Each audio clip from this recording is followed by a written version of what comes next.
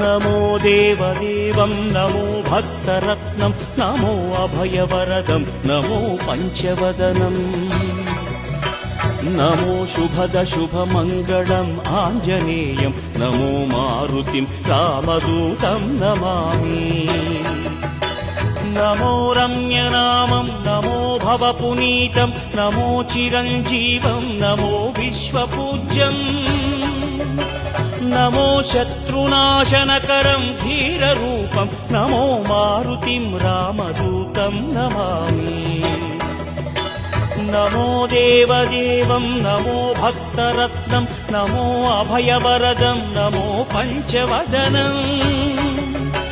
नमो शुभदशुभमङ्गलम् आञ्जनेयं नमो मारुतिं रामदूतं नमामि श्री आञ्जनेयं नमस्ते प्रसन्नाञ्जनेयं